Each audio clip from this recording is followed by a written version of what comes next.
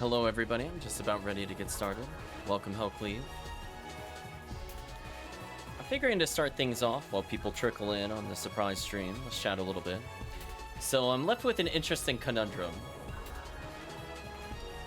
I was looking over the fact that there were new quests released in Ephinea not that long ago. The first quest encourages forest and ruins. And I was thinking about if I wanted to play my Humar or not. My Humar would really struggle in solo versus ruins. But depending on the number of people, I could potentially play the character. Otherwise, I'll probably play my Ramar into it, because it's a bit of a safer pick. But I think we are going to give these new quests a try. I guess I'll read their descriptions, since it's not like it's on the in-game thing. So it says, 2 new quests were created by No Hit. The first 2 quests in a new series called Silent Afterimage. The quests were originally modeled in the Endless Nightmare formula, but differ by using different areas. Quest number 1 features Forest and Ruins, and the second one features Cave 3 and Mine 1. The quests also have some treats to discover while playing. I don't know if we'll find them, to be honest. We'll see. We'll take a look around. But I figured I'd give those a shot. And I could probably play somebody a little different than most of my normal characters. I think I stated before, whenever we're doing episode 1, I usually prefer to be Ranger, but Hunter's not bad in some of these scenarios. So anyway, I'm going to go ahead and pause. We'll give those quests a try, and then depending on who's around, we'll probably switch into some TTF. So hopefully you are doing well today, HellCleave. Let us pause the music. Good. And I guess I'll start at least as the Ramar. Let's switch over to the game.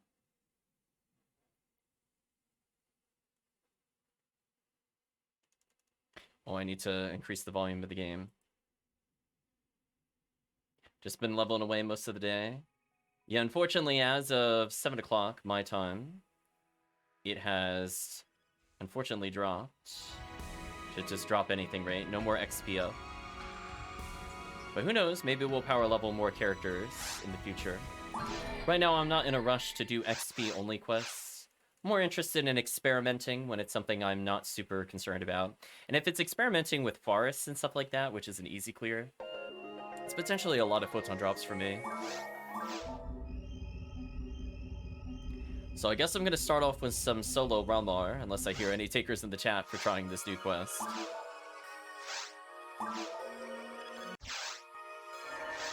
So I should have everything I need on this go. I have a lot of escape dolls. That's a good sign. Pure Paralysis, just in case I need it. Got the Heaven Striker, Slicer Fanatic. No, not Scarlet Realms. There's a new quest called Silent Afterimages. We're going to be giving it a shot. It literally just came out yesterday. So I know very little about it, but I've been very curious to see if it's worth it.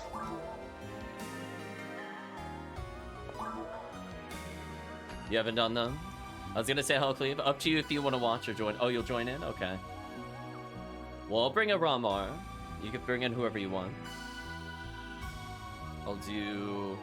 I think it was called Silent Afterimage, and I'll do 1, because I want to see what this is all about. We'll be doing that in Ultimate.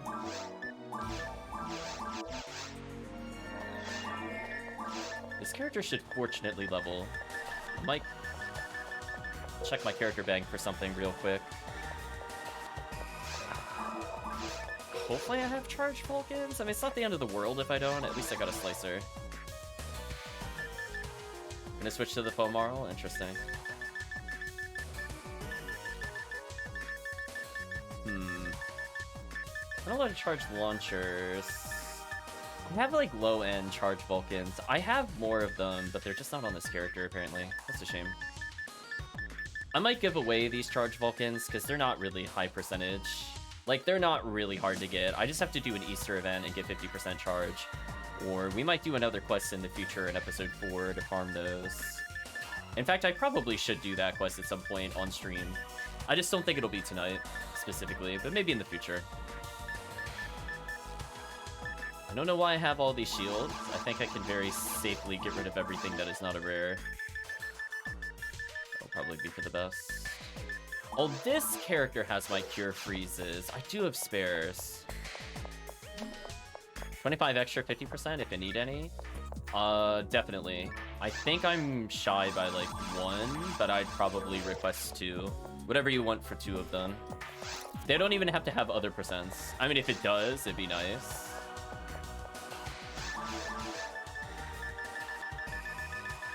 HellCleave giving me potentially the hookup here.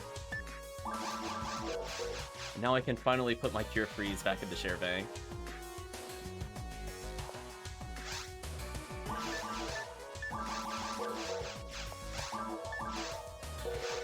Oh, that's true.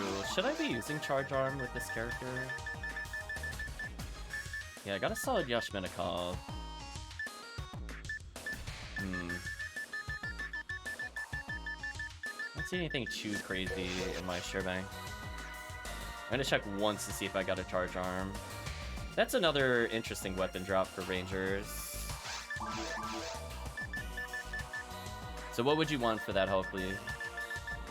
Because I have, like, absolutely atrocious Vulcans.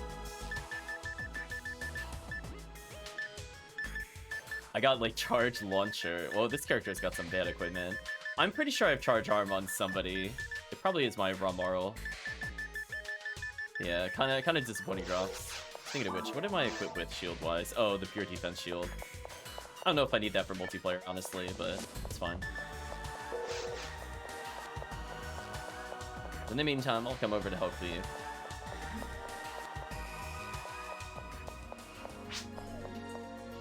Give me something later? Sure. So I'm gonna go into Extermination. I'm gonna go look for this new quest. So it's after the Scarlet Realms. We'll see how this quest goes. You know what? I'm not gonna skip the dialogue. But if you don't know my name, communications have gone silent, assume they've been killed. No information on enemy numbers. Okay. So no hints from the author as to what this will be, aside from the out-of-game text. I'll ignore the soldiers on the outside. Whoa, a very different start to Forest. Kinda like it. I'm getting the privilege buff from the Fomarl, thank you.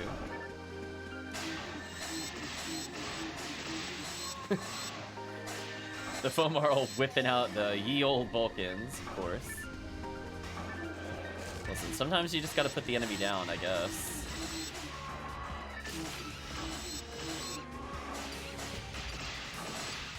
That poor Rappy.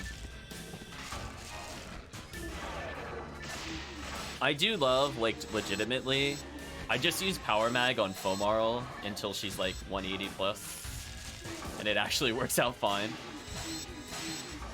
I'm like, yeah, I really don't need MST because I shouldn't ever be doing spell damage.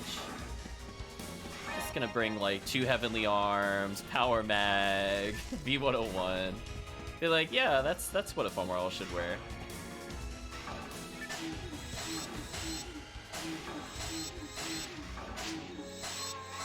Thank you, Try. Don't need the min-max mags, exactly.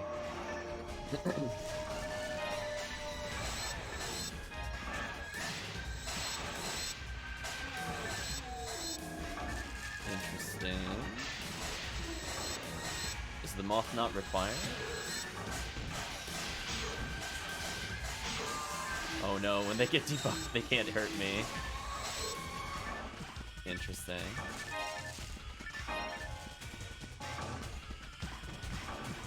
Oh, a single Rappy. What a troll. Oh, and a warp. Interesting. How often do you have to warp out of a room in episode 1? Not that often.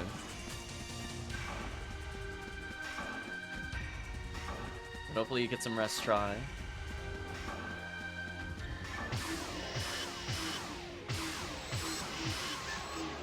Accuracy isn't max. I was wondering what was happening. That 1.5 to the Rappy though, kind of sick.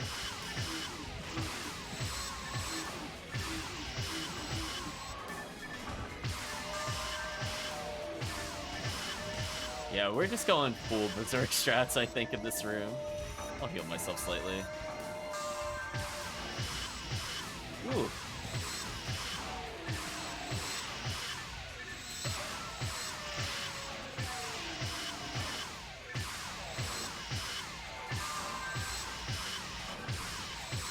That damage, though, is very silly. Double tri-fluids. I'll pick some up for our horse friend in the future. They need them. I'm apparently capped on tri-fluids with this character, which is interesting. So not like the fastest of spawns. Not sure how I feel about the quests. I generally prefer like really heavy enemy spam quests. Thank you, Cryo, for the 6 months. Hope you're doing well. With our surprise late night stream. How have streams been going? How is Soten? I think I caught a little bit of you playing the other day. It's your birthday today. Happy birthday, Cryo. What did you end up doing for your birthday? Get anything nice to eat or play anything nice and fun?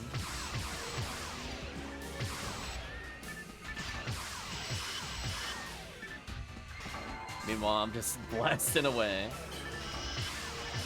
Ooh, that damage. Friends visiting, sounds nice. Ooh, sorry, Bartles. No interrupt in this conversation. Build a D&D character. Uh-oh. What character did you build? Give us the details, Cryo. I'm assuming you built it for 5th edition / D&D next. Warforged Artificer, interesting. So that just leads back to the other room, but then there's also a door there. So I'm curious if the door to the left is just items. Given the backtrack, I'm not sure. Going the Pistolier build, interesting. I haven't played too much of 5th edition specifically. I played it when it was like in the demo state. Just mainly for boxes. Thank you for the clarification, hopefully. I think in some ways I liked some of the changes, but felt mixed on others. How do you feel about this system on the whole, Cryo? Do you play like a lot of D&D? Like, is this your 1st edition, or just curious? As I used to play mostly 3 and 3.5. Then I skipped most of 4. I did play testing of 5. And I've done a lot of offshoot games since then, since like Pathfinder or games like Mutants and Masterminds.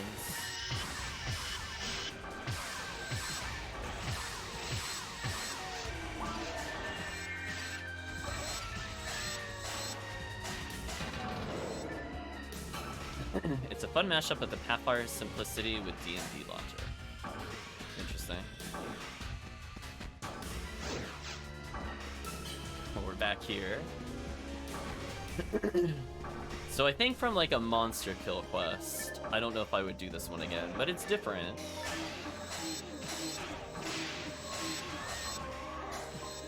Combat is easier, so it makes it more fun. I've heard mixed feelings on it. I think they're, compared to like 4th edition in particular, I like the idea of fighters being able to do things, for example. High chance to be HBR next month, possibly. I think I'd be okay as this with an HBR, actually. Curse of the Strahd, I'm not familiar with that one. Yeah, I had some mixed feelings. Like, I think some of the silliness in like 3.0 and 3.5 I'm not gonna miss. Like, no spike chains, extra long reach shenanigans with like a million AoEs. Or actually, well, not AoEs, AOOs. That's would be the abbreviation.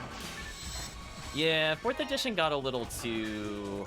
Like, again, like, I like the intent behind it, where fighters could push things, or pull things, or do something other than roll a single d20, and they can interact with the battlefield in a more meaningful way. I don't know if 5th edition really satisfied that for me or not. I feel like I'm leaning towards no. I'm somebody that likes to have a lot of options, so like I'll always defer to something like a spellcaster. As an example, it really just lands you in immediate poison room. Wow, that's really rude.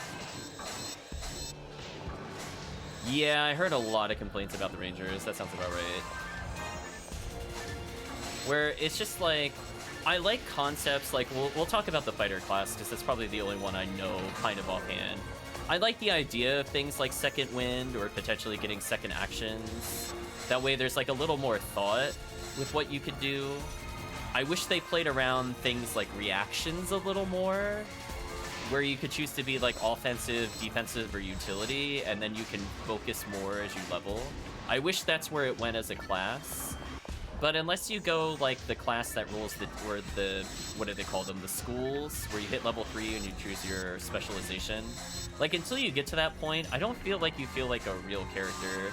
Like if you want to be able to, for example, grapple people and smack people, there's not really a great combo of that prior to that. Yeah, and I think because of like some of the simplification of it, it's just like the characters that are just gonna be better at the numbers because there's just a lot less strategic options are just gonna by definition be better. And that's why I find it kind of funny where I could see things that would have been like unique classes in 3.0, like your Hexblade, for example, where you get like a little bit of spellcasting mixed in with damage dealing. Like it's there, but like I don't know. I just have mixed feelings about it.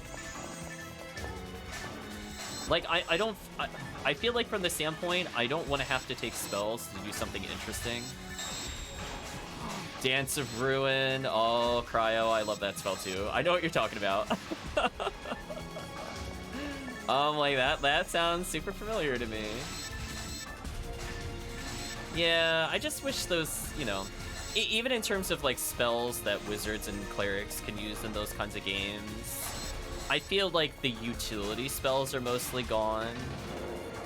Like, I think they brought back, in the demo it wasn't there, but I think they brought back glibness in the final edition, for example. Ones that are just used to cheese social encounters. But there's a lot of simple ones, like Prestidigitation, that had a lot of, like, non-obvious uses.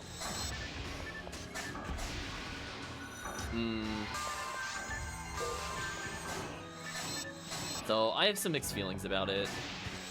I remember before I would just do a lot of things where it was like, I was like a control fog character, for example. You could shut down the battlefield with grease and all that other nonsense. And you just laugh at their inability to target anything.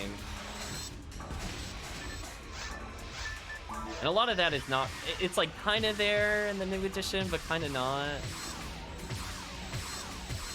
I do like the idea of forcing them to concentrate on certain spells to persist it. I do feel like some spells got a little overly nerfed by being that, but it's cool to see some other spells extended that way. Again, I feel like they should have played around with the intent of, you know, maximizing what you could do with your actions. Like, spellcasters don't have that problem in particular. Like, you've got your concentration or your reaction spells. Exactly. Like, you're looking for ones that are just kind of like cheap one-offs. And I like that you should be able to focus those, potentially, as an example. What a weird room.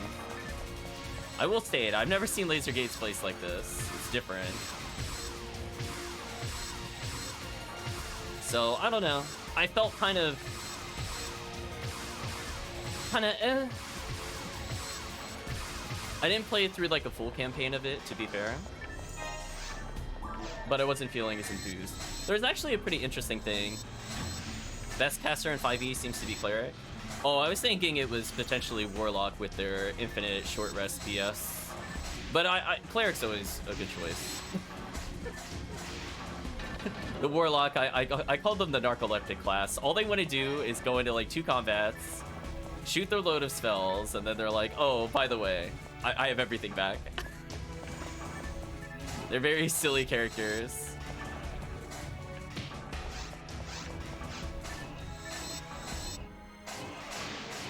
Yeah, and there's still like the cheese that exists for multi-classing.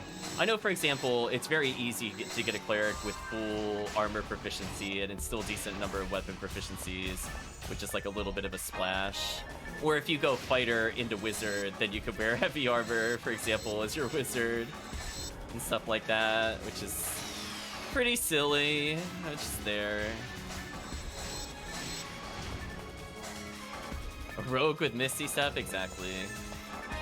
But yeah, I think they should have been encouraging use of actions on all character classes. I think they really missed the ball on that. like, some offshoots of some classes sometimes make you do it. Like, I'm not gonna say it's like, this class has no actions, but when you look at them on the whole, like, when you're like level 3, a lot of classes don't have a combination of a bonus action or the reaction, in addition to a benefit for short resting. Like, compare, for example, like, they had an older version of the Rogue in the playtesting. I don't think this is in the final version, where they originally gave Rogue skill dice. I'm not sure if you're familiar with this, Cryo. 100, nice. I also hit 100. I might be able to mag blast in the next area, I think. I'll follow your lead. I'll just react. I can twin, sure. Okay, then I'll just shoot the load, quote unquote. Wouldn't it be strong as the caster takes some levels of monk to get armor and defense? I mean, like, that stuff kind of existed in the other games, but I mean, from the extent of just... I feel from making the classes feel good from 1 to 20, I think it fails in the early levels in particular. But also, I think due to the simplification of it in combat, I just feel like there's even less to do with the martial classes. Unless you take something that gives you spells. I don't know. I'm a player that likes to mull over choices. Like, for example, there's not really, like, the concept of, like, combat expertise. Yeah, removing a lot of feats. There's not really, like, power attack, quote-unquote. It's, like, kind of there. But, like, these aren't, like, innate options that I feel like should have been built into some of those character classes. Cleave is gone, exactly. There's just, like, a lot of things that you used to think about a little bit, but now it's, like, it's pretty autopilot, honestly, levels 1 to 3. In fact, I almost recommend when people play the game, they skip the first 2 levels. Because the character just feels, like, so bland before you get it. Especially since there are no feats.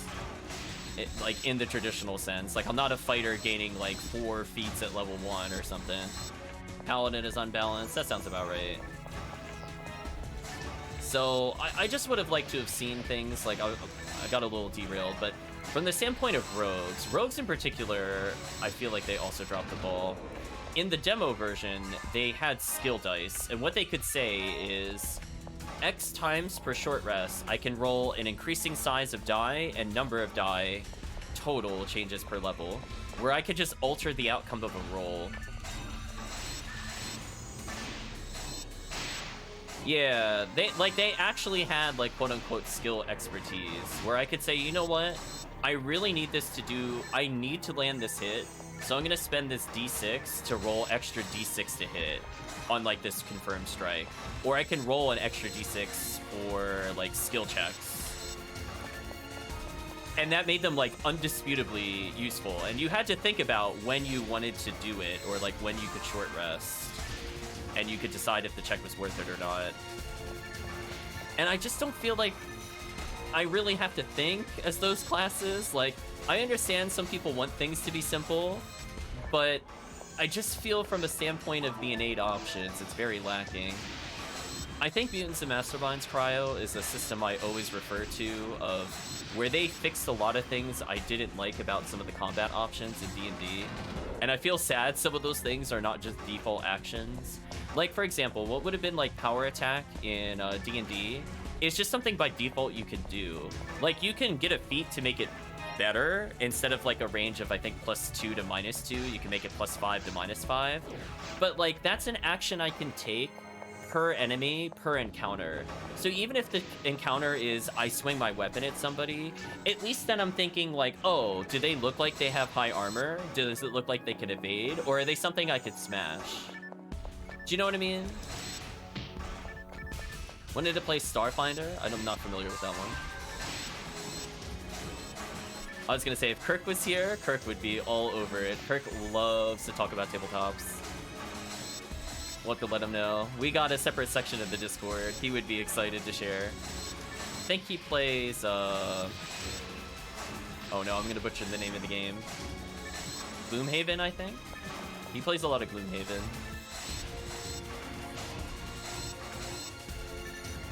Meanwhile, HellCleave is like, help me. Poor HellCleave.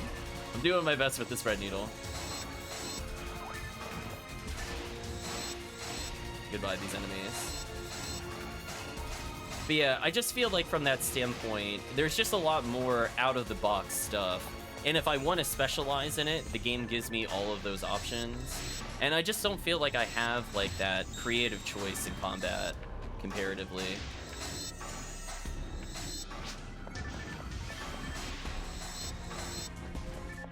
The controller's giving you issues? Sorry to hear that. So, like, Cryo, as an example, too, things that used to be feats in D&D, like combat expertise, where you can lower your hit to increase your defense, or even ones where you could potentially raise your hit but lower your damage, all of those are defaults in Mutants and Masterminds. Might have been better as a Ramar. Maybe. I would probably recommend Ramar if you want in Mines. I don't feel like we really need good buffs. I was talking about this before. I think forces are, like, okay in episode 1, but honestly, double Ranger all the way.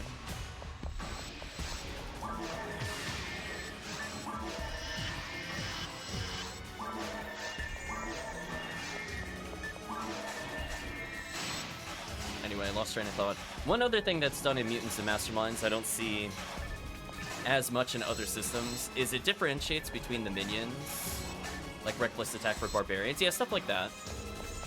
So a lot of those things that used to be feats, as I said before, in the game. But get this, too, Cryo. There's, like, classes of enemies. So they're enemies that are considered, like, weak, quote-unquote. They get, like, less actions than normal enemies. They're literally called minions as the category in Mutants and Masterminds. With the intent being, like, they should be things you can one-shot, but it wastes your turns in order to deal with them, because their literal intent is to delay you. So, for example, because they are kind of like the quote-unquote fodder enemies, they have different combat rules surrounding them that make them a lot more interesting. So, for example, in order to down a minion, all you have to do is damage it. But you could choose whether or not you want to take the auto hit, for example, on the enemy and give up that potential to knock them down. Or if you roll and strike them, then you get the guaranteed knockdown. Things like that. Like, even just how you approach those kind of combat scenarios is a lot more interesting. One other thing I wish they did in... Oh, I'm getting bodied. 1 second. One other thing I wish they did in D&D is that the fighter/martial classes in particular don't really have a lot of options to hit other enemy weaknesses. So what I mean by that is, like, when you take a look at your saving throws, let's say, and you know, maybe from monster knowledge checks or just from meta experience, that characters are going to be more susceptible to mind attacks or reflex moves. You don't really have an option to deal with that with martial classes, which it makes sense to some extent, but even being able to target reflex over AC would have been a kind of interesting way to kind of mitigate, like, the heavy armor enemies, right? Like, you throw something, for example, that snares them, is not really a common option that happens in D&D. Oh, hello, Healing Circle. I'll take you. Yeah. I think we'll twins again. Oh. Kind of an awkward wave to do it in. I'll use it, though. The fact that fighters can take Monster Hunter, it hurts Rangers worse. I was thinking about if I ever wanted to try the new version of Pathfinder or not, because they're making it more similar to the latest version of D&D. And I know D&D is kind of a weird topic for some people, given how awful their is it original? The OGL license was planning to be updated, and there was huge backlash recently. I'm not sure if you caught any of that, Cryo, but it was super bad. There were boycotts to some extent. Enough so that they had to reverse the decision. So they're not super popular in the gaming community at the moment.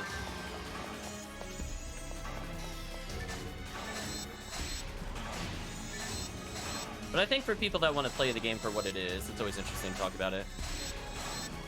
Play the OG D&D. Yeah, no problem. I understand how it is, but I know for a lot of people, they're like, I shall never again play 5th edition after what the company did. You know, to each their own on that one. I don't play it, so it's like I'm always boycotting. Does that count?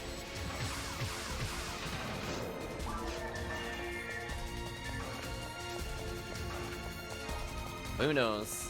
I used to run as like more of like the game master equivalency or dungeon master, depending on what game you're playing. So I used to kind of go into the mechanics. Also, that sound effect.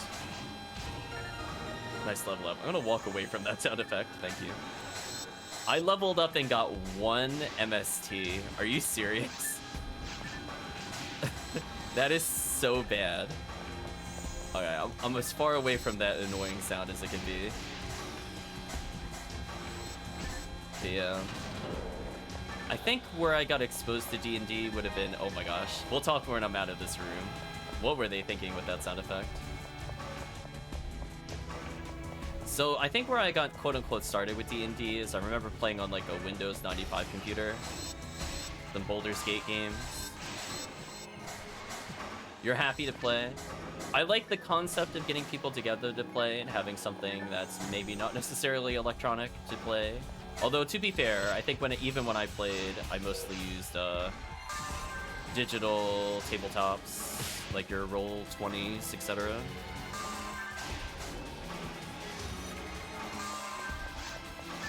Yeah, some people just have love of the game.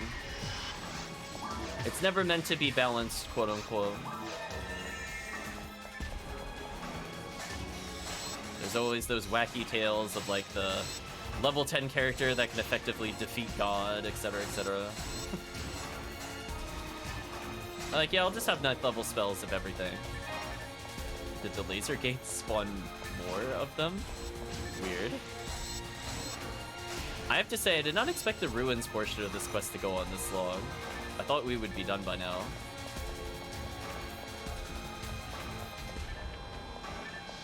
Thanks to D&D, we have Adventure Time. You know what? I didn't really watch a lot of Adventure Time. I know a lot of people that enjoy it. I don't think that show was for me, necessarily.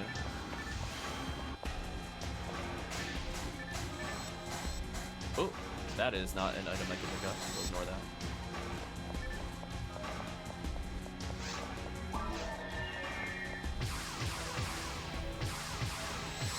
Get a little yield normal shots in here.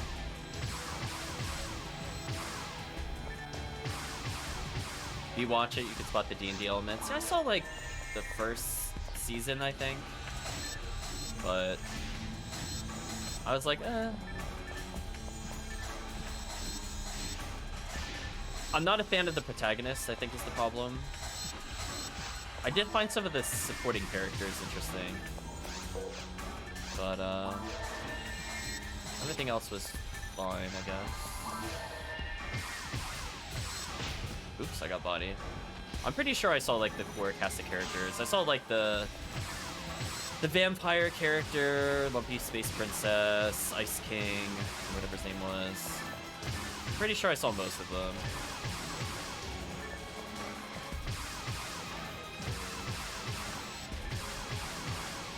Goodbye, random enemies.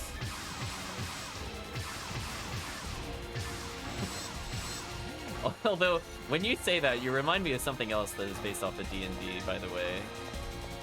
It's like kind of a weird factoid. It was the old Legend of Zelda cartoon that used to be with the Super Mario Brothers show. It was apparently based off of a group of girls D&D sessions. That was kind of funny. I could totally see it.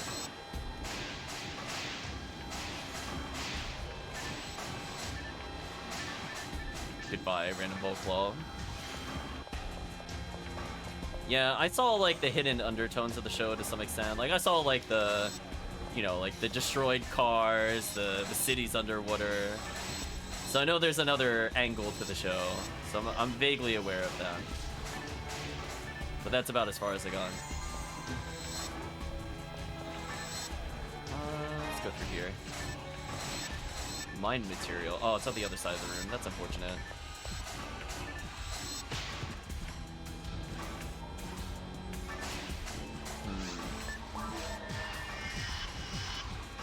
Killed the Volclaw. Okay, this...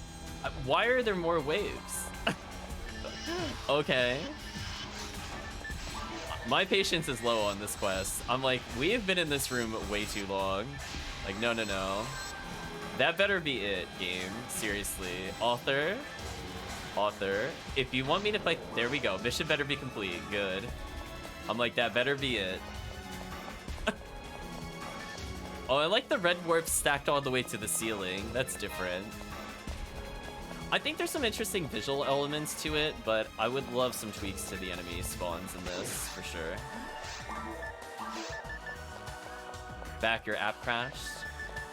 Welcome back, Cryo. I'm not sure what part you left on.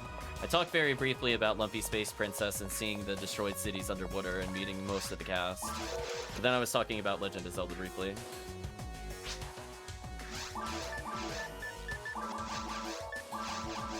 That was okay, but you'll switch. Yeah, no problem.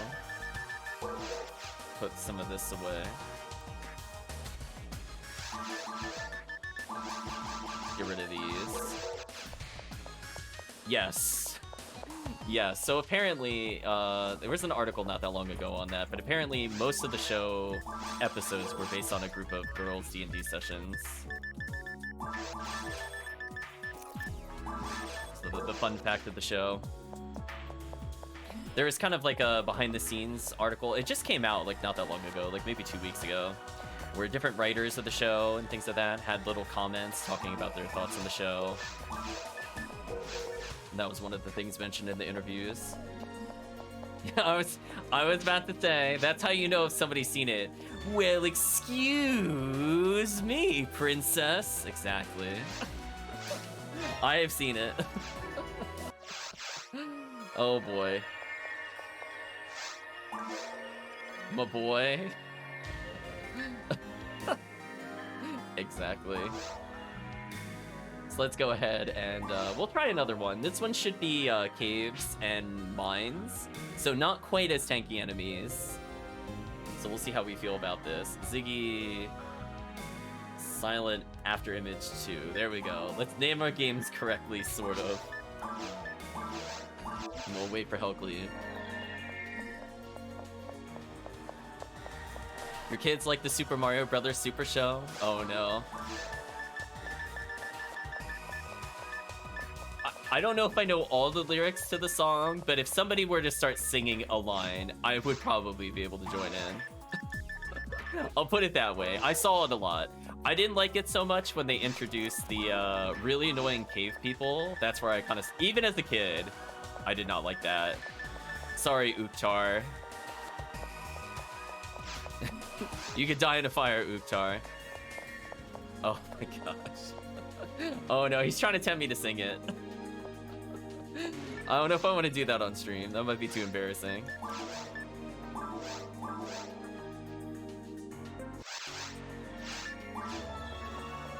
It's okay. I'm hooked on... Was it hooked on the plumbers or hooked on the brothers?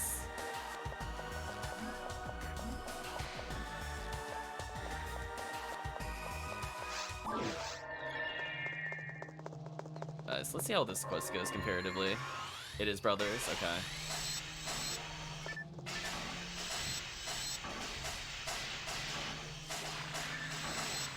Toad. Oh, Captain Planet. There we go. I always wanted to rewatch some of that show because I remember some really stupid episodes that I think I would unironically enjoy. Because I played some really cheesy G.I. Joe episodes back in my day. So I am used to all sorts of cheese. Yeah, we both just whipped out the Heaven Striker. We ended up in the band arms. Yeah, you gotta get your pollution down to 0, Cryo.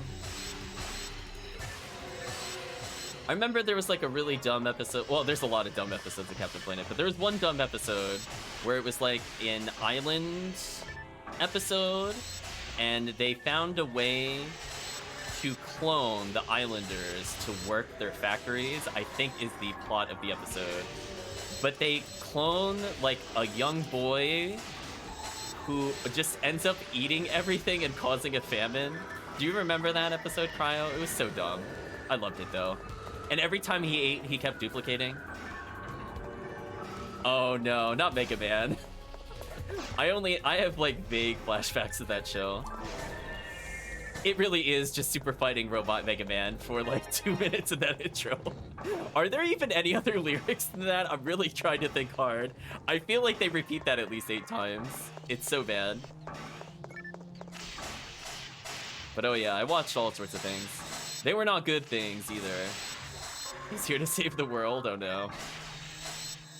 Yeah, I think I saw that in the very unfortunate and very terrible Captain N the Game Masters, or whatever it was called. That show was terrible. Never rewatch that. That show was a choice. Simon Belmont was very interesting in that show. I remember as a kid, I got confused at the direction of Simon Belmont, I'll put it that way. Even kid me did not know what was going on with that at all. There we go. Is Audrey 2 from Little Shop of Horrors? Oh my gosh. That show I don't remember as well, to be honest. Like, I've seen it, but I did not see as much of it. I know they had literally a character called Game Boy. They're very subtle with their product placement. Very subtle.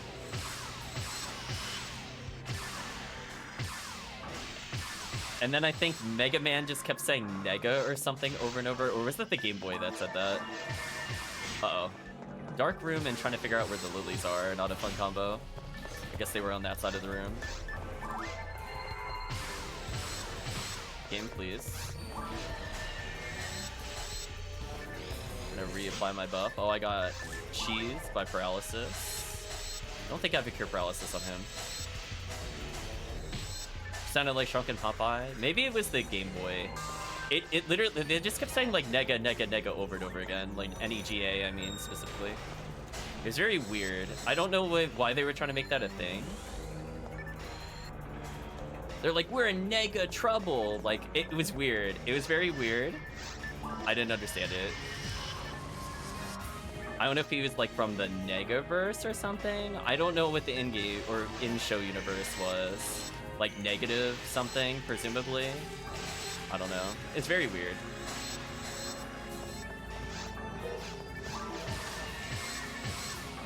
Well, anyway, I'll probably never rewatch that show to find out. Oh, right. Oh, no, not Pit from that show. Oh my gosh. I swear they made every character to be super annoying.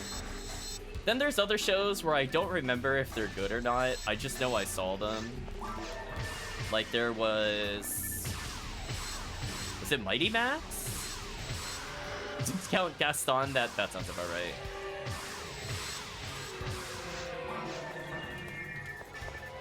Yeah, I don't know if that show was, I don't remember. Like, I remember I had like toys of it kind of thing, and I know I saw it. And I know there was like a really buff macho guy that was with Max, and then some kind of owl person. And I don't remember anything else about the show. I've known literally nothing else. I could not tell you a plot or anything else. Otherwise, I grew up with like the season 1 Transformers. Virgil was the owl, okay. Yeah, I grew up with season 1 Transformers. I saw G.I. Joes. I saw some really cheesy shows, chat, so don't worry. They were not necessarily all proud views, but I saw them. Oh yeah, Frank Walker. Nice. Goodbye, slimes.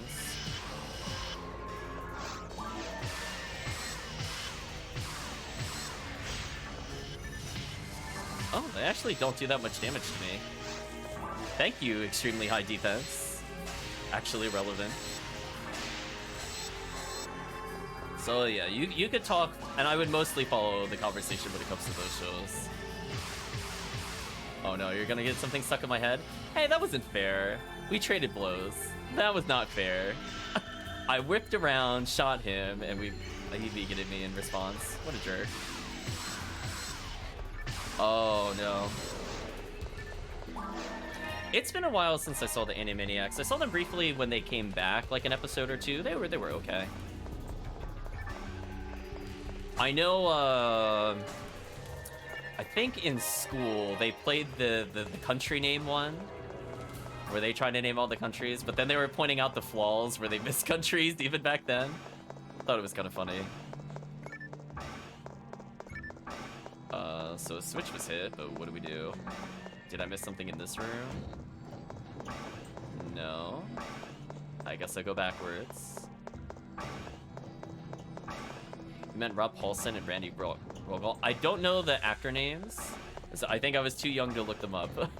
Are they the voices of like Yakko and Wacko or something?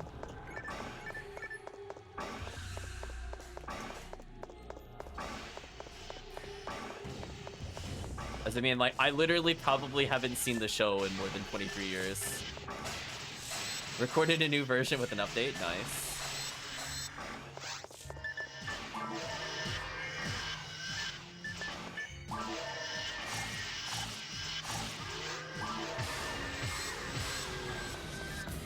Oh, both of them was Yakko and Pinky. Oh, okay. I remember a little bit about Pinky and the Brain. Brain.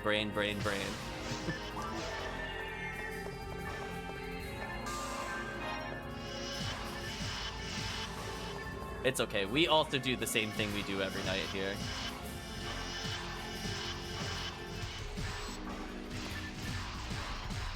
Although hopefully with more success than Brain. Hopefully. Just a little bit more success. What the? Randy is a West Point graduate. Interesting. I visited West Point before. Been some time.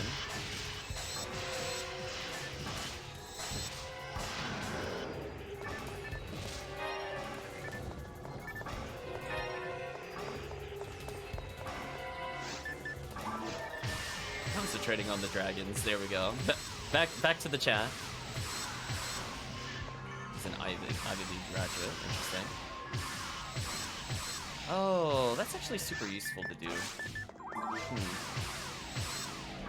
So if I'm between two lilies, I can aim at the far one, but autocorrect the sacrifice to the nearest one. Huh. I guess I could do that going forward if I'm playing single player, saving some time.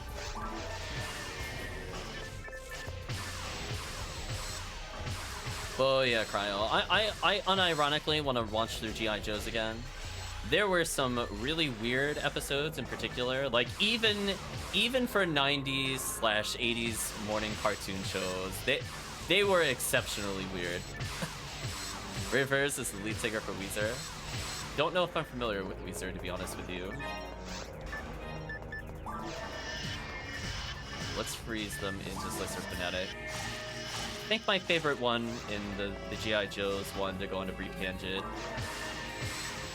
was, there's an episode where they accidentally got sent into the past, but they were okay and able to figure things out after, I think through a pyramid in Egypt.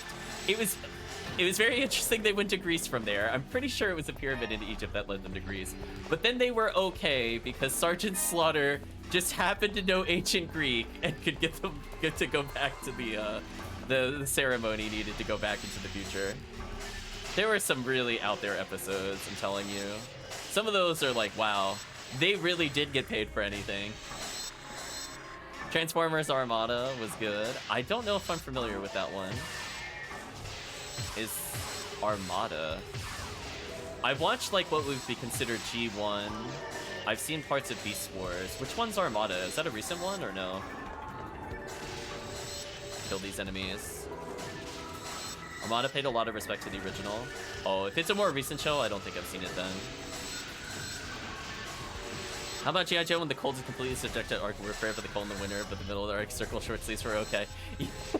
I love that. Also, they were they got away with some character names. I can't believe they named that one character Snow Job.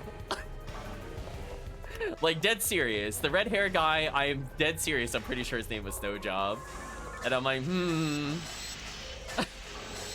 that's a choice for a name.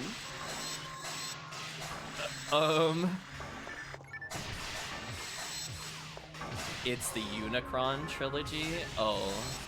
I don't think I watched it after they did the Transformers movie.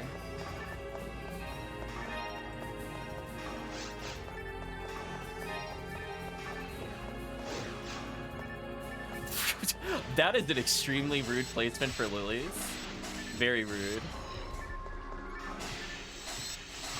I'm trying to remember that cheesy power song from the movie.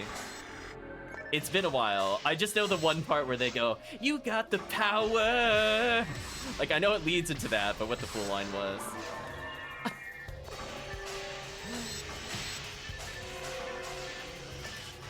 Yeah, there were some episodes of both of those shows I would watch, like, not as, like, to laugh at, but I did actually enjoy it. But there were a lot of really terrible episodes, let me be clear. Transformers was not immune to some of that either. You did watch the Transformers movie? They sure killed off a whole line of characters to have more for the next models. They sure did that. It is quite something else. Yeah, G.I. Joe was very funny. I like, unironically, some of the episodes with emphasis on Flint and Lady Jane. I think pretty much all of my favorite episodes contain them. I think they really tried to push the Duke Scarlet agenda on me. And even as a kid, I thought they were both lame. Sorry, I didn't like either of those characters. Meanwhile, you have like Lady Jane who could throw like a javelin. I was like, I'm all about that. That got my attention so much faster. I was like, oh, and then she does like acrobatics against the twins. What were they? Zaymot, and then the backwards version of Zaymot, whatever that Tavnor or something. I don't remember. But I like ones where they were in like the Funhouse. The Funhouse episode was probably one of my favorites. The one where I think they go up against the Game Master. It's probably my other favorite one.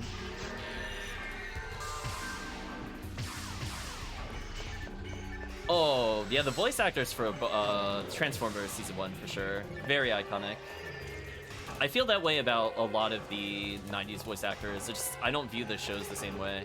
Some kind of blue switch here. It opens this door, but doesn't this just backtrack? Or did this open up anything new? Oh yeah, I'm not gonna lie, I'm not understanding the flow of this map as well, but this did backtrack at least. Frank Welker did Fred from Scooby-Doo Makes You Laugh. Oh, did he? Interesting. I wasn't like the biggest Scooby-Doo fan. Like, I saw it, but... Oh, wait a minute, they put traps, but they don't detonate, you can just walk by them. That feels like an oversight on the map design part.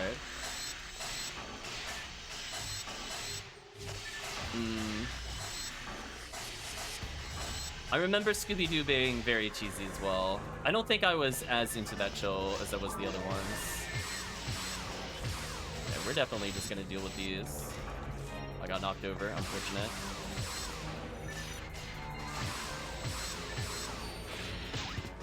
Oh, I did know that. I did know that, Cryo. I was about to say, I do miss that voice actor. He sadly passed away not too long ago. So I rewatched a couple of Fresh Prince of Bel-Air episodes. In particular, Jeffrey, break out Lucille. It's been a long time since I saw those shows. Nice, level up, love to see it. Rebuff. You know what? I actually don't think I grew up with TMNT that much. When you say that, I think I only saw it in like a couple of places. I don't think I saw it while it was on TV. Soul Man made that scene amazing, yeah.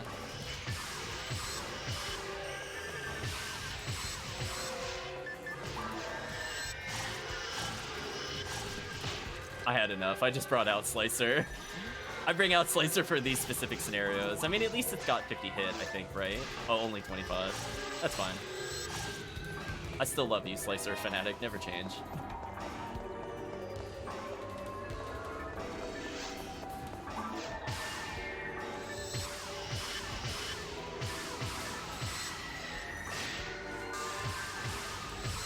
But oh boy. Otherwise, I think from there, like, I transitioned. I was like a kids WB person in the US growing up. So I ended up on that block of, like, you know, Batman the Animated Series, Superman the Animated Series, and whatever the transition Batman series was where it involved Robin and Batwoman, and then it went into Justice League, it went into Static Shock.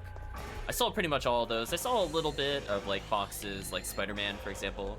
I think that was on Fox versus WB.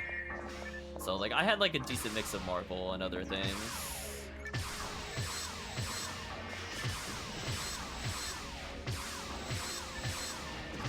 Yeah, that... I do miss those shows to some extent. Again, some of them probably don't hold up as well. Grayson Wayne and Logan Scott. Oh no. Oh no. Cryo, what'd you do? They're gonna be fighting crime soon with names like those. Barans. Where are you at, Barans? Oh, you're at the far side of the room where I can't hit you. It's fine. Deal with the guild chick. Perish. So yeah, I still watch like some DC stuff. I have to say I'm not a big fan of one of their reboots. I think basically since it went into oh, what was it called? Paradox something? Oh, why is this a dead end hallway? What? Do enemies spawn here or something, or is it just a dead end? Oh, it does spawn enemies here. Interesting. Rude.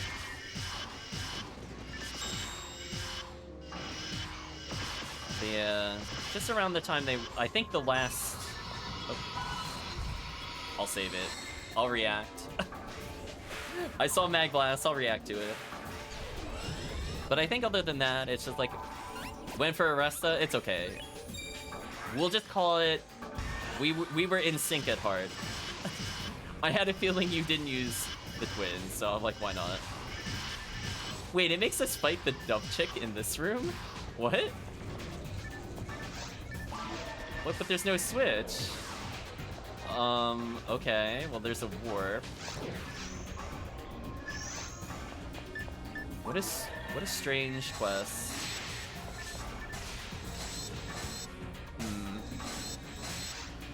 Not sure how I feel about that overall. But yeah, I was a huge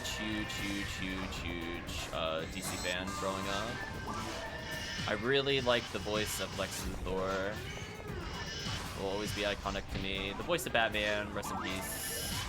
Also extremely memorable.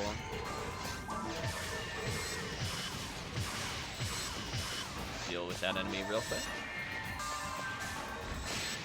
Thank you. Couldn't remember his name offhand. Kevin Conroy. That sounds absolutely correct.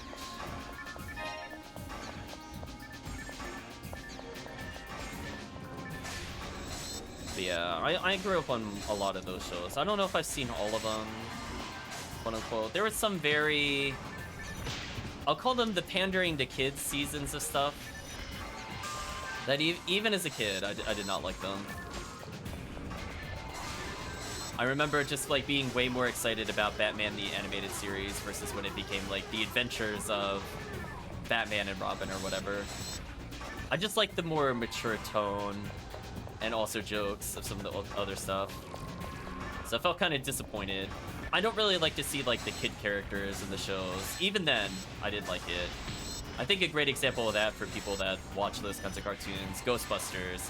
Man, oh man, the difference in quality between the original show writing and when they started introducing like the ghost, what did they call the kid unit?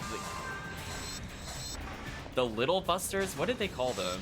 But anyway, any episodes involving them or in that new like Saturday morning slot, just noticeably much worse. And I think that's so unfortunate. As I do think the original is very funny, and I did like the stories in general. It had more of a dry humor sense to it, which appeals to me.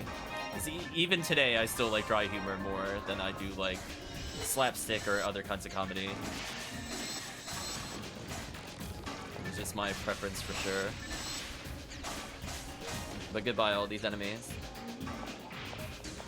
I know there's quite a few Transformer fans. I don't think they're quite here yet. Assume you and I are close in age? Maybe. I was barely a 90s kid. I'll put it that way.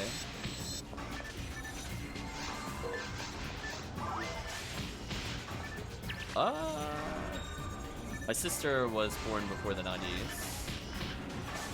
So she's got a lot more memories of those things. Wow, I'm getting bullied. Stop that. No bully. Turned 35 today. You're a little older than me. Oh, I'm getting bullied again. Getting bullied. Bullying is real. I think I need to frozen shooter this. This is always the scary part.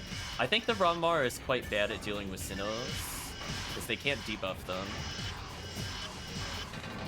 But frozen shooter helps.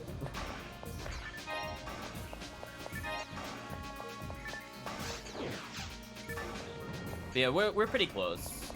You would be more my sister's age. Hello, Cryo. Thank you for giving a happy birthday. Or not Cryo. Hello, Chaos. Thank you for giving a happy birthday to Cryo. I read ahead on the message. I confused myself mid-sentence. I also mix up words when I'm tired. I don't know if anybody else does that.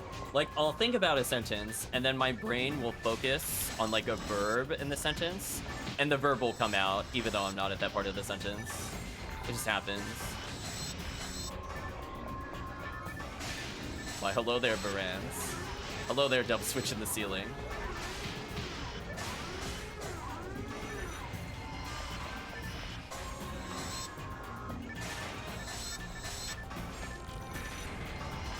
Yeah, my sister watched more, like, what was it? I'm struggling to think because I didn't watch the show. Gem and the Something Knights, My Little Pony, the original, He-Man. She did watch Transformers and stuff like that. She's still very much into Transformers.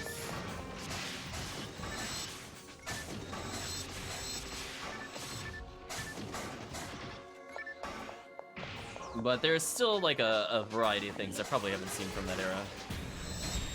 Oh, well, they politely gave me Mag Blast back, but I don't need it at the moment. So thank you, Barans. Would you kindly now perish? Thank you. I don't have too much to say about the stage we're on. I just feel like I know what they were going for, but even if they're doing it in like the style of the older quests, I'd just rather have like a lot more to fight. I don't know. Like these kinds of waves are okay when they're Sinnoh, but when we're fighting like what would be trash mobs, and we're fighting like the punchy robots, I'd rather just fight like 9 or 10 at once, rather than wait for 2 individual waves. Just personal preference. So, I don't know. I think overall I probably wouldn't pick this quest up. If it was part of an HBR, I'd probably do it. I don't find it like intolerable, but there's just like weird decisions. Like why spawn this one enemy by itself? That also happened with the Raffi in the other quest. It just ends up being like really inefficient from XP, rares, etc. I purposely, well, I do not understand the purpose is what I mean to say of that. Very strange.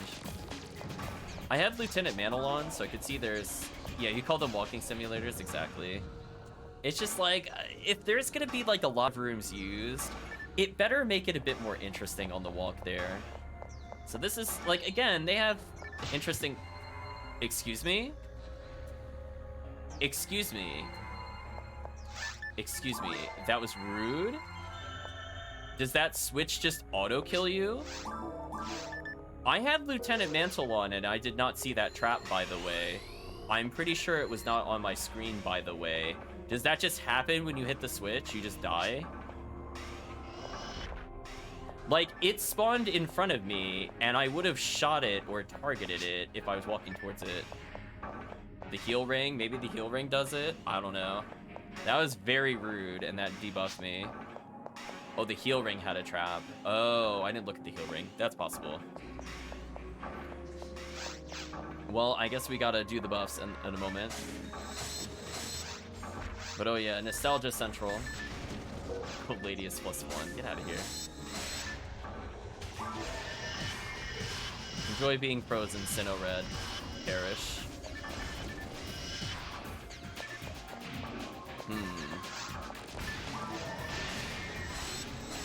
Yeah, I think after we're done with this quest, we'll do some generic quests, whatever people would rather play.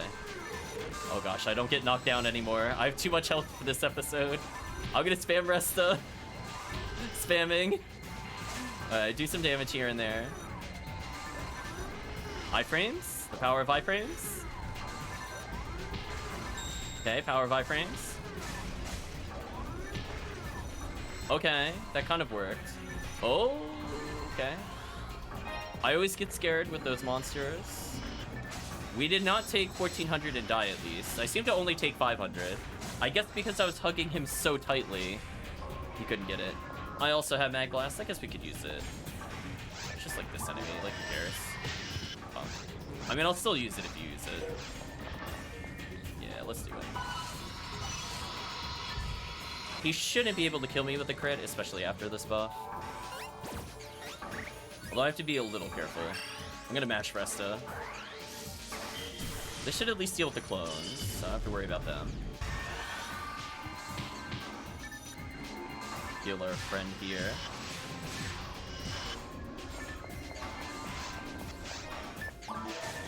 Clear out these enemies.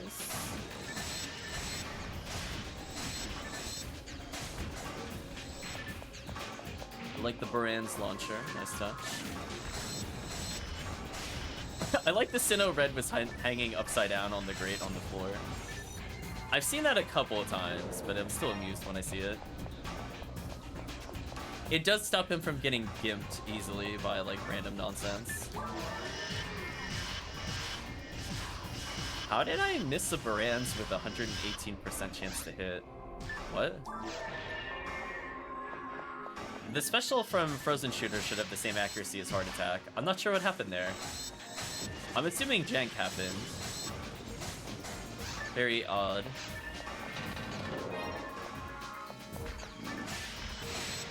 I feel we have to be close to the end of the quest, if this isn't the final room even. Just from a time perspective, it feels like we should be done with this. And then the room next to us is just the exit or something. See, like, here's where they should just swarm us with, like, 4 Barans. Just go, like, absolute nonsense. No? Okay. Okay, I hit the computer. Let's spawn more enemies here.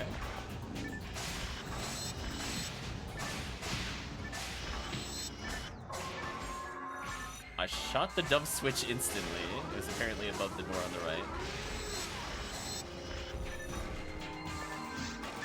I'm assuming I iframed through some of that.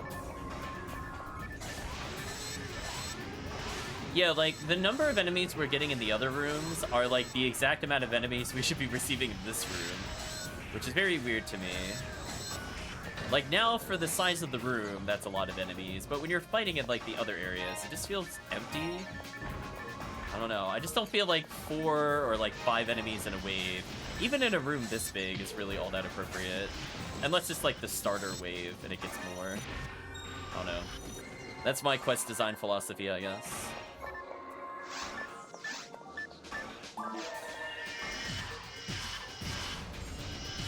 I was gonna say, if it was allowed, we would probably have watch parties to some of these really cheesy shows.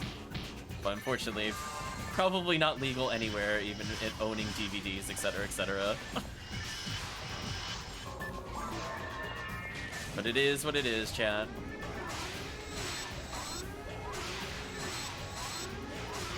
Goodbye, Barans. I guess if it's... I guess there are things like the Netflix watch parties in some extent.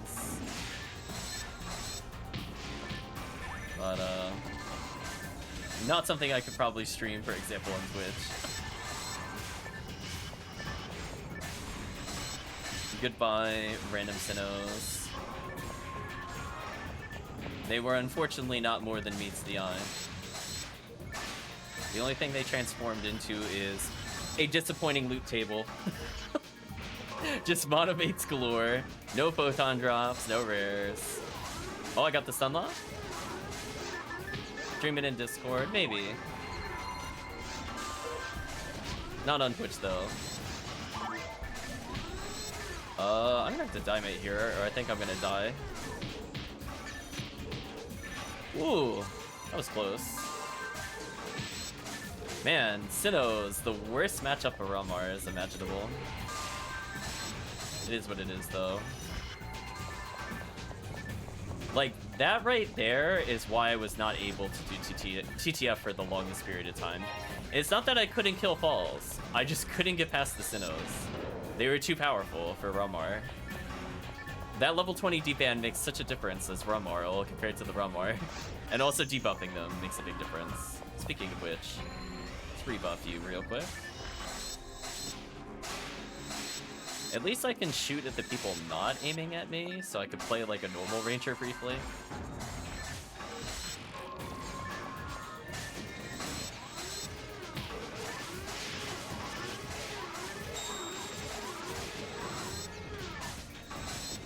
And let's protect our damage dealer.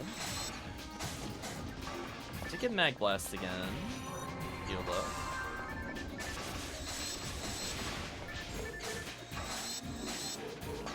Thank you, Mag Invincibility. Okay, I get to enjoy Ranger. Not needing to move, hitting everything as usual. Goodbye, random enemies.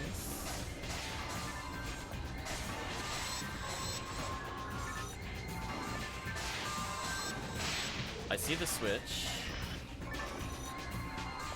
I see the switch exploding. Okay, like, now it's getting a little better with the waves. Like, where was this earlier? None of these, like, 3-offs nonsense. Whoa. You know, I go to compliment you, Quest, and you give us a wave like this. Like, come on. Come on, come on, come on. With cannabins, they should not be lower than 6 in number, and they should probably have something else with them. Even if it's just, like, a single guild chick. Just something. I'll face tank for the team, it's fine. There's a reason I put on the D-roll A shield. It's so I could not die to these.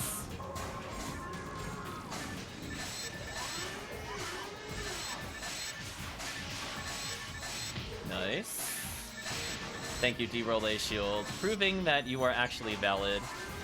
Don't let all the haters online say you should only be using Ranger Wall, because if I was using Ranger Wall in this scenario, I would be extremely dead from damage taken. Nice.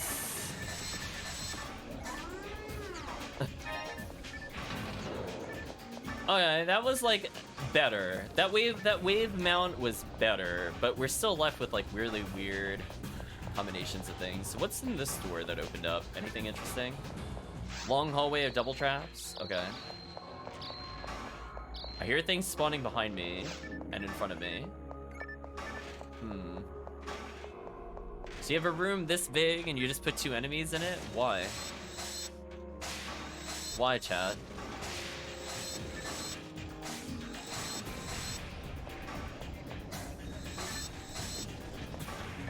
I don't understand. Why? No, don't increment from 2 to 3. It should be like 6+.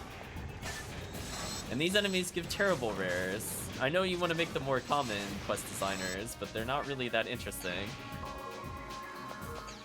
Sinnoh Red, surrounded by cannabins. I'll face tank. I'll heal. Rest in peace, my buff. I'm gonna reapply buffs. Well, he's definitely guaranteed I have 100 Mag Blast.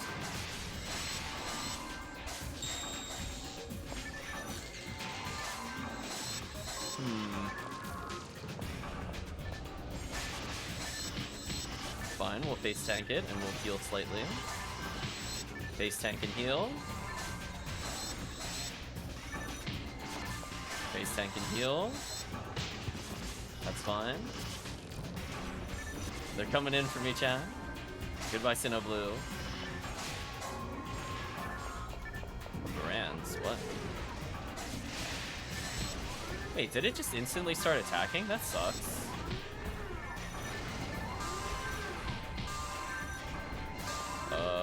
Well, I think I'm dead here, chat. Maybe? Oh, it's splitting the missiles. I have a small chance. No, I died. Too many missiles. I think I got escape doll? I do. Thank you, habits. Old habits die hard, chat. I'm gonna put a happy little Ryuker down, chat, just in case. Just a happy little buff. Hopefully I don't have to walk as far. Was that my last escape doll, or do I have more? I have one more, okay. Holy. How is this quest not over? Go ahead and twins this next room? Sure. How is this not over? Madness, chat. It should have ended in that small room I talked about before. That would have been like the perfect length. Now we're going on like 36 minutes. I know we're 2 Ramars and it's not the most efficient clear, but we have gone through an absurd number of rooms. Like, look at this. That's over 12 rooms. How is the quest not over? Absurd.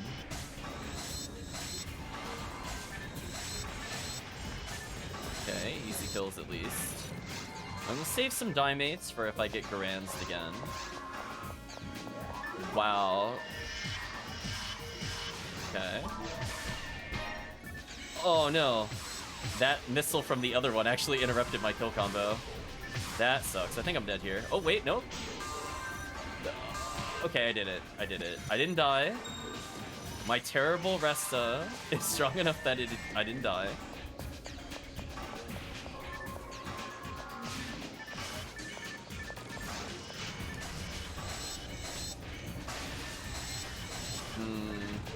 I guess I'll give a breakdown of the quest and then we'll do some casual stuff. This definitely took way longer than I was thinking this quest would be. I was thinking, you know, 30 minutes tops per quest. And I don't even feel like this is the final room with how this is going. It's just absolute madness. Where is the switch? Oh, there's the switch. Like, why? Why are there more? I'm gonna try to dodge the missile to some extent. Oh, I did it? And then got trolled by the other sets of missiles.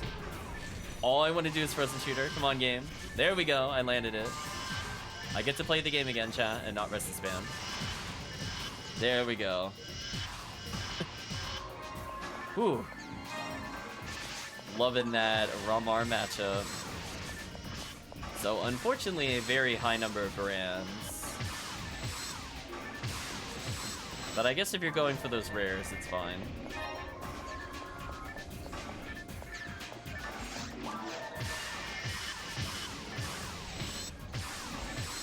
Nice.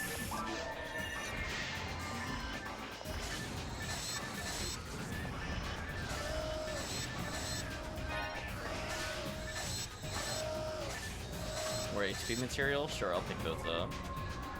Hello, Varans in my face. Holy.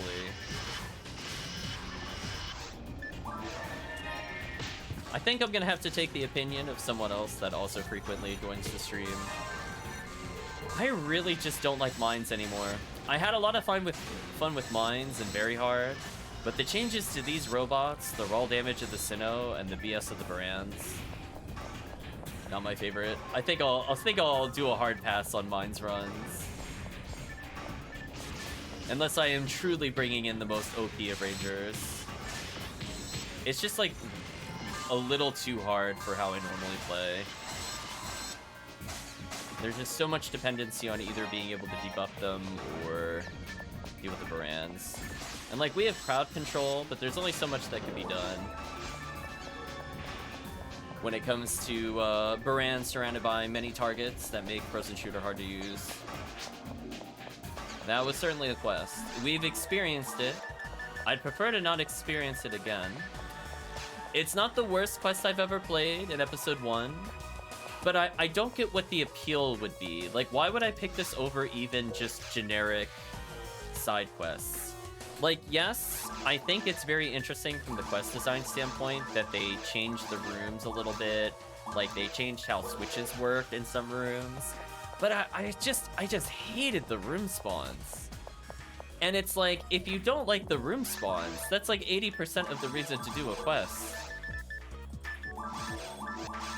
Like, they have to be fun.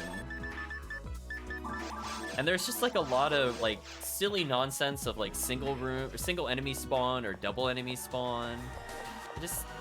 I don't know.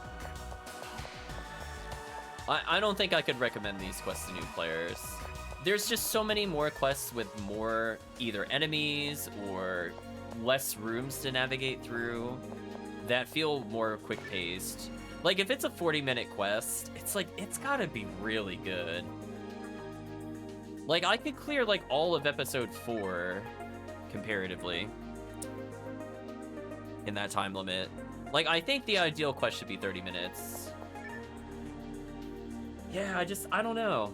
It's weird because I feel like Terrell's ego fixes a lot of what I don't like in episode 1 quests, which is just like low enemy count. And or it makes you go into too many rooms. Where like in Terrell's you could shortcut your way through. You don't have to go in the side rooms, but they're there as optionals. And then we only got 10,000 as the reward. Ugh. Gross. Let's never play that again. I guess from the standpoint of the YouTube video, I guess I'll break it off here. We'll separate out the content a little teeny tiny bit. So let's summarize and put our final thoughts together on the new episodes stuff.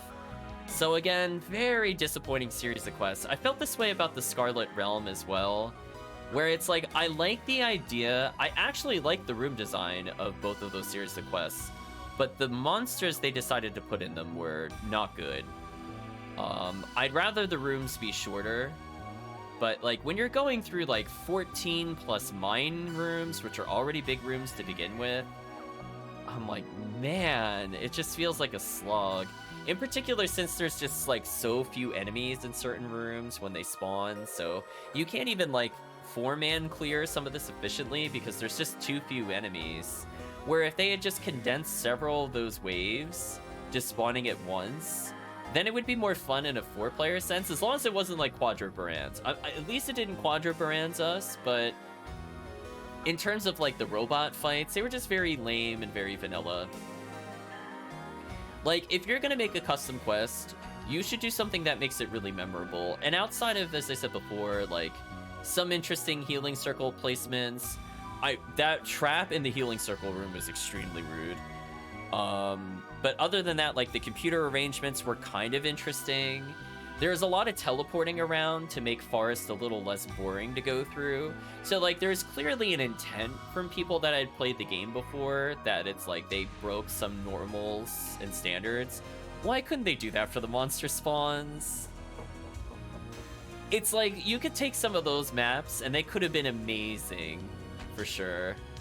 Like, could you imagine if some of those big rooms, if just every time you cleared the room, you just got another warp or two, so you don't have to take the long walk through the long hallway to the next room? Do you know what I mean? Like, there's so many ways. If they're gonna break the teleport norms and things like that, like, why can't they make it more convenient? We saw that even in things like Terrell's, where they make you go through a lot of places and ruins, but the warp shortcut you back to where you need to go, even despite, like, room limitations. So it's not like it hasn't been done before on other tile sets. So, I don't know. Very mixed feelings. If it's an HBR, it might be okay with 4 people. Again, that wasn't the worst Mines quest I played, but it wasn't really all that fun either. There are a couple of okay Mines quests, but this one, too hard of a sell. I think the Forest Ruined one, it just went a little too long in the ruins.